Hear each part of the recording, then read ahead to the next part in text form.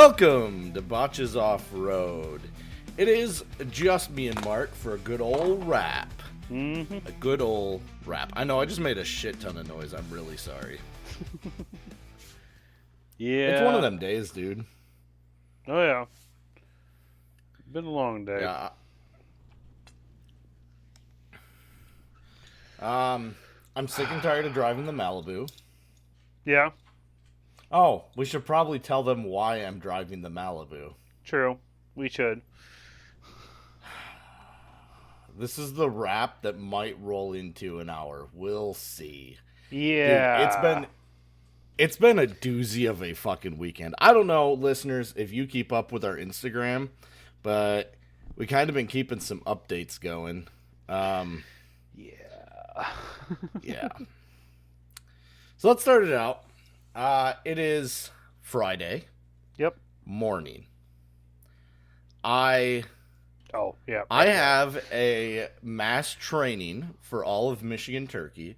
So I drive out to Grand Rapids in my 4Runner, early as shit in the morning. Everything's great. Great drive, by the way. Mm-hmm. I called Gavin to keep myself awake because I knew Mark was at work. Yep. We had a good talk about probably politics. I don't know. No conspiracy. And so I get there. And the only reason I ever go to these trainings is because sometimes there's good food. Mm-hmm. And sometimes there's good information, I guess. But anyways, so we started out. The gals from MSU give us a little bit of updates on what they're learning about turkeys. And, you know, that was fine and all. Then we get our food, which was turkey.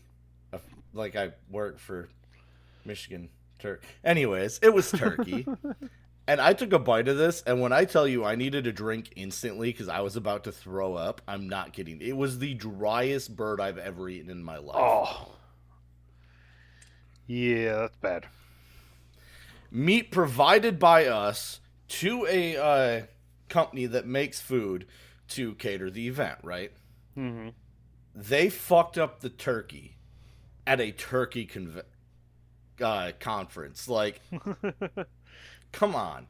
So then there's what looks like gravy on the table in a gravy boat. So me and I work with all Spanish only speaking people pretty much. Yeah. Me and all of them kind of like mutter to each other and start handing the gravy around to add to our turkey. And I take a bite. It was not gravy. It was salad dressing. Oh. We all coated our turkey and potatoes in salad dressing. But that made it edible. It wasn't dry anymore. So, yeah, that was that pretty much. And then lunch was over, and I had shavings coming at 3. So I got back in the 4Runner, drove back to Grant, parked the truck. Everything's fine at this point. Still no bumper. Bumper hadn't arrived yet. Mm-hmm. And 3 o'clock comes around, and there's no shavings. 3:30 comes around, and a semi shows up and delivers my bumper. So I get the bumper painted. Well, first I did a self-etching primer, then I painted it. Mm-hmm. Get the bumper painted, let it dry, get the bumper installed. It's now 8-ish, 7:38. Still no shavings. Somewhere in there, Mark and Alan showed up. I don't remember where. Yeah. But somewhere in there. Well, I'll say we Still showed no up around, shavings. Like 7 something, because I think we got stopped and got pizza. Yeah. So then I just clocked out. My boss called me, told me they weren't coming that day, so I clocked out. Shavings were originally supposed to come on Thursday. They didn't come Thursday. Then didn't come Friday. Then showed up Saturday at like, they're supposed to come at 7. They showed up at like 9:30. God. So, anyways, so Friday. Then, as Mark's looking at my bumper that I just installed, he goes, "Hey, your truck's leaking coolant?" And I'm like, no. Yeah, It that's was. just a puddle of water.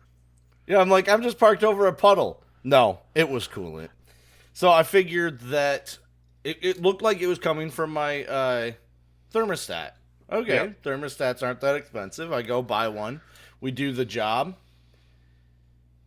And then it kept happening. And then it got worse and it just started pouring everything out. Yep. Yeah. It's still at this point I had not decided what it was yet. I just knew it was leaking. So then we pull Mark's truck in and start tearing it down to fix the knock sensors. I thought we did. We Pretty sure did the the thermostat. truck came We in. did the Went to thermostat. truck came into the shop Friday night. We're on Friday. You said Saturday. No, I did mention shavings came Saturday. But anyways, we're still on Friday. For any listeners that got confused on the timeline, we're on Friday.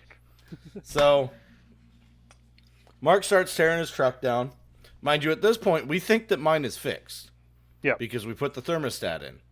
So Mark starts tearing his down, and I walk outside and notice a larger puddle under my truck. And I look and I go, fuck, we didn't seal that thermostat all the way. We'll worry about it tomorrow.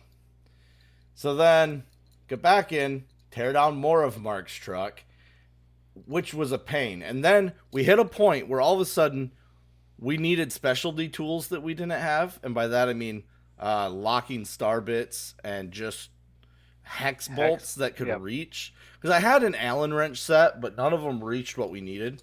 No, not with the. We need like a socket Allen wrench, not. So we called it a night. Went up to the house at what, like midnight? Yeah, we weren't like. I was quite surprised we weren't out super late that night. Might have been 10:30 even. I think it was 10:30. In all honesty. And Mark was pissed, so he just went up to the house. Didn't even want to fucking do anything. Whatever. Fine. I get it. It was a bad day. I made a reel in there somewhere, and Mark had the joke that everyone now knows of just pop, or I don't need to pop that off. Yeah. It's kind of went crazy on our Instagram. So then Saturday comes around. We get up. I put my shavings in the barn, come up to the house, wake the guys up. Fuckers got to sleep in. And then we go to Harbor Freight, spend a bunch of money we don't have. Oh, I should have brought my little toolbox. I got a mini toolbox finally. And then we came back, proceeded to tear the rest of Mark's truck apart. We ran into an issue. Oh, we broke the VVT sensor on the right driver's side was broken. Yeah, So partially broken. It wasn't fully broken yet. We got the truck back together Saturday night. Started it up, running like ass. Yep. Because of VVT sensor. So then we took it back apart. The next day, Mark went and got a VVT sensor, put it in, put the truck back together. Mm-hmm. It ran like ass. Cylinder 1, 3, 5 misfire. Originally it was 1 and 5, not 3 yet. Originally it was 1 and 5. How did we make it get so much worse? I don't even know. Granted, 5 has a brand new coil. So we went and got 2 more brand new coils. So now 1 through 5 have brand new coils on them. Yep. It didn't help. It really didn't do a damn thing. Not at all. And then we proceeded like, oh, let's check spark plugs. Even though I just put new spark plugs back in November. Yep. 1 and 5 was loose. Yeah. Now we're into Sunday, by the way. Yes. 1 and 5 was loose, right? 3 was completely tight? No. 1 was loose. 5 wasn't super tight, but wasn't loose. Gotcha. 3 was tight. Yeah. So. And they were both burnt. 1 and 5 was burnt. So, we kind of gave up, limped it up to the house and parked it Sunday at 8 o'clock at night. And then bled the brakes on the black truck so that Mark and Alan at least had something to drive. Mind you, my truck is still broken, so I'm stuck driving my friend's Malibu. Yeah. This is not a problem if it was a normal Malibu. This is the world's shittiest Malibu you've ever seen. The exhaust leaks. I'm sure it leaks at the head. Like, I don't even think the fucking it's bad. Yeah. Exhaust leaks. Interior's absolutely fucking roached. Every single light is on the dash except the battery light. Mm-hmm. Also, a fun thing I learned today, because I've only driven this thing early in the morning, take my wife to work and the kid to school. Yeah. Well, today, coming home, I turned on a McClellan, and it has automatic headlights. Well, it got bright enough out that the headlights shut off. Turns out, to run the radio, you have to have the headlights on. The fuck?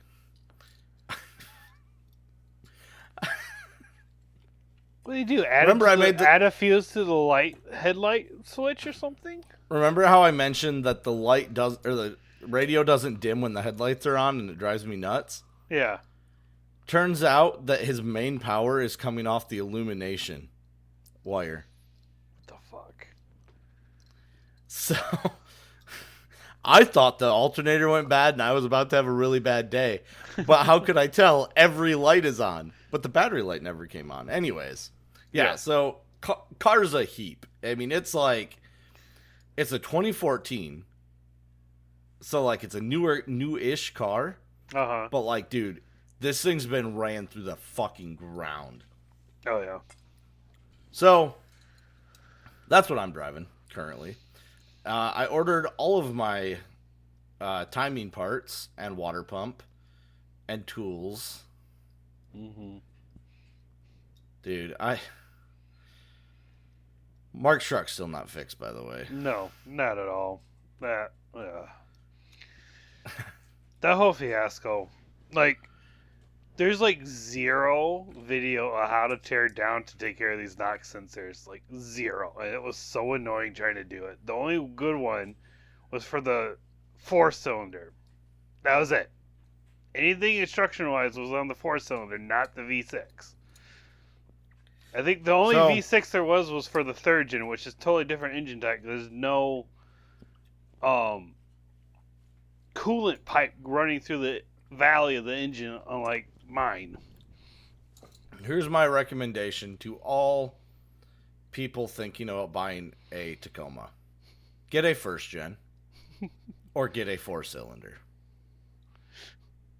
That's where I'm at with it. This thing is ridiculous. But hey, at least I was correct. My knock sensor issue was a chewed wire. It was. The wire was completely ripped. Yep. And the knock sensor is fixed. Both of them. Yep. And we re-ran the wire because it was a pain in the butt to take apart, and the old one is still tankly hanging in the engine bay. And then next we will finish extracting what's left of the VVT sensor currently stuck in that hole. Yep, on the passenger side. Yeah.